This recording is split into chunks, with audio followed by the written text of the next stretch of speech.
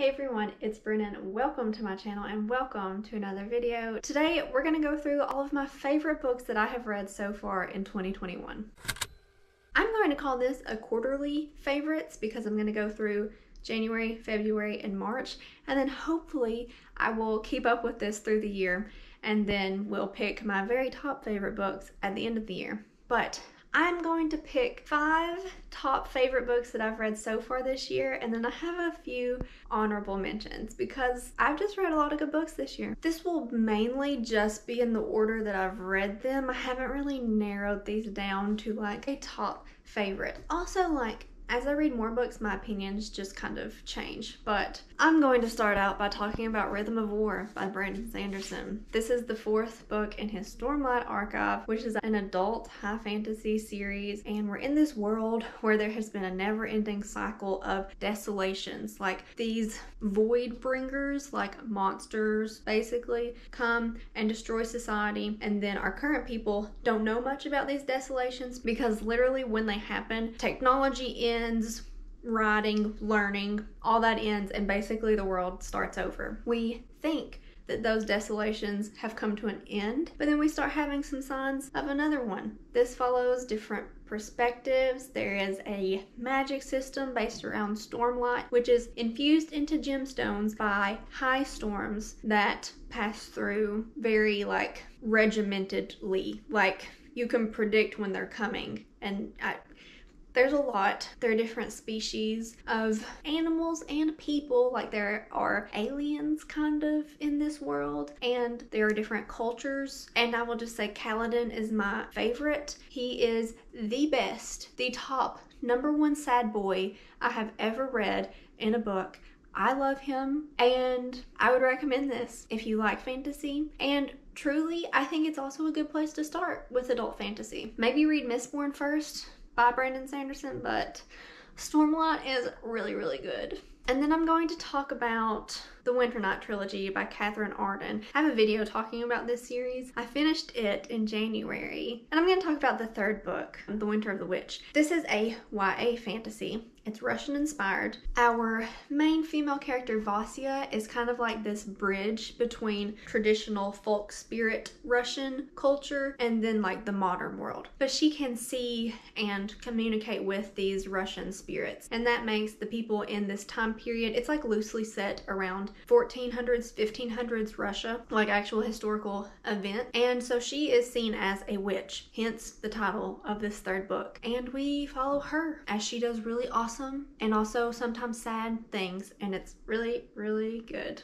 And then I have to mention Zodiac Academy by Carolyn Peckham and Suzanne Valenti. These girls just know me. They know how to write a book for someone like me. And when I say someone like me, I mean someone who likes romance, likes fantasy, likes smut, likes being emotionally destroyed, and likes magic, likes fae, likes a lot of just everything in this book. Let me tell you what the series is about, and then I'll tell you like some very small particular things that I love. This is a fae-centered romantic fantasy series, and we follow our twins, Tori and Darcy. They are plucked out of our mortal world and taken to the fae world of Solaria, where they are told they are actually the long-lost princesses and heirs of this world, kingdom, society, and their enemies in this are the current heirs of this society. There are 4 of them. There are 4 boys, and these boys are their mortal enemies, but also their romantic conquests. Yes. So there's just a lot that goes on. This is different perspectives. The 1st book, you just get Tori and Darcy's perspective, but as the series goes on, you get more from our other characters. There are 6 books currently out in this series. I have read up to book 5. I'm like halfway through book 5, and the 7th and final book comes out in December. So listen, this is a bully romance too. It's a bully romance. Some things I really, really like about it that are just like really specific and particular. Text message conversations. This has so many text message conversations in it, and just the, you know, the inner turmoil that you get sending a risky text and like flirting via text, that's in here, and it is just excellent.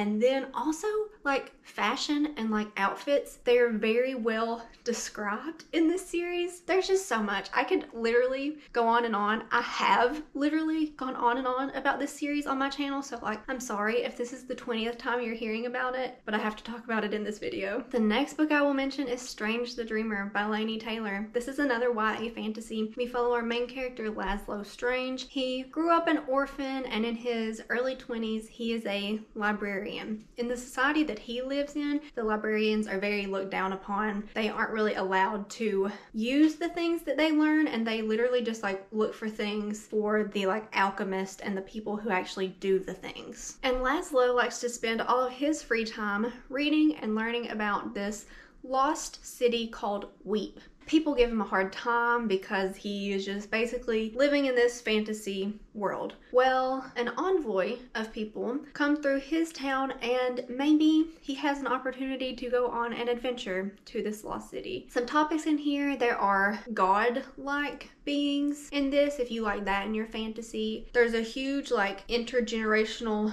trauma element in this that I really liked. This is just really good. It left off on such the cliffhanger.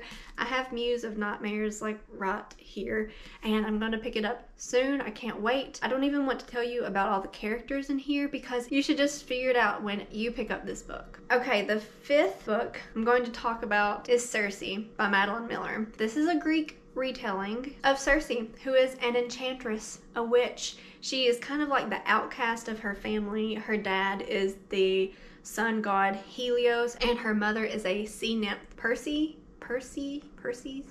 Greek names, you get so many Greek names thrown at you, but like, it's okay. But Cersei's like an outcast, and she kind of gets exiled from her family. She's just not into the plotting and all of the like petty plans that the gods like to have. And she does cool witchy things on her island, but you also follow like the different relationships that she has in her immortal life. Like, I think this book spans like maybe 1,000 years. I mean, it definitely does not feel like it spans 1,000 years, but she's just an immortal being. And you get the tale of the Minotaur in here. You get Odysseus and his very long journey in here some. And you get some Jason and Medea in here. There's so much. There's so many great characters. I mean, Cersei's your main character. And the last like little bit of this made me like physically sob, but in the best way. Like, this was so good. I think I wanted to say something else.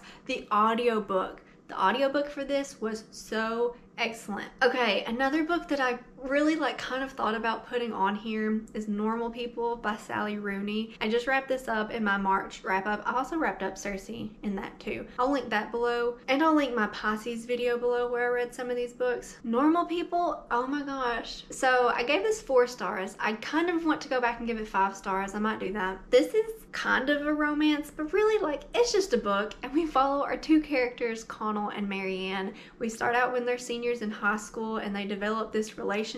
But Marianne is like the outcast girl at school, but she's from a really wealthy family, but no one at their school likes her. And Connell is like the athletic jock type guy that everyone likes. He doesn't act like a jock, but that's like his persona in high school. And they develop a friendship, but it's also like sexual, and they never like define terms for themselves. And then we follow them as they go to college, and their roles kind of reverse. Like, Marianne is the popular like smart rich girl, and Connell's a little more like isolated, but their relationship continues, and they're so like on and off, but they're never like a defined thing, and they're really bad at communicating with each other. Like, miscommunication is a big thing in this book, but also like I loved it. I ate it up. Usually miscommunication tropes kill me, but that's in lighter romances. But in this bleak and dreary book, I really liked it. There's also talk of suicide and eating disorders in here. This was just like a really interesting book, and I had a really good time reading it, and it's really short, and I read it really fast, and I liked it. There's a TV show, maybe I'll watch it, but that was like almost in my top 5. Like, maybe it would be up there. And then I also wanted to mention the second and third books in Talia Hibbert's Brown Sisters series, Take a Hint, Dani Brown, and Act Your Age, Eve Brown. I really really liked these for more lighthearted but still serious romances. In Dani's book, she's a PhD student who just likes to have casual relationships because she feels bad about her job kind of taking front burner sometimes. And Zafir, who is like a romantic but who deals with a lot of grief and anxiety, and you follow their relationship. Super good, super steamy. And then in Eve's book, Eve is like baby of the family. She doesn't really know what she wants to do, and her parents are pushing her to figure out something for herself. And she stumbles upon a job as the chef cook at this bed and breakfast that is owned by Jacob, who has autism and is like so serious, but also like he just has the best sense of humor. Like the dry, witty sense of humor is in here. And another super steamy book, and it was really good. I read both of these pretty recently, really liked them. I also read The Simple Wild in January, and I really liked it. It is an Alaskan romance, and we follow Calla Fletcher as she finds out that her dad has been diagnosed with an illness and she has never really met him. She and her mom left Alaska when Calla was like 2, and she gets the opportunity to go spend some time with him in Alaska. And her dad owns a small plane company, and Calla's love interest is a grumpy bush pilot named Jonah. This is really good. I cried in this, like very surprisingly. Like I was sitting and I was reading it, and then all of a sudden I was like, oh no, I have to go sob. This is really good. Also read the second book to it, Wild at Heart, and I liked it too, but I liked the first book better. And then I will mention No Exit by Taylor Adams. This was a thriller and I enjoyed it. It takes place in one night. We follow our main character, her name is Darby, and she is trying to travel home from Colorado to Utah, and there's a snowstorm and she gets stuck at a rest area, and she sees a girl, like a child, in a cage in a car in the parking lot. And then some of the book is her trying to figure out who at the rest stop is driving that car, and then another portion of the book is her trying to save this girl, and it is very action-packed, like very compulsively readable, and I enjoyed it, was satisfied with the ending, and would recommend. So those have been some of my favorite books that I've read so far this year. Please let me know what your favorite books you've read so far in 2021 are. I would love to know. Give this video a thumbs up if you enjoyed it, subscribe if you haven't already, and I'll see you in my next one.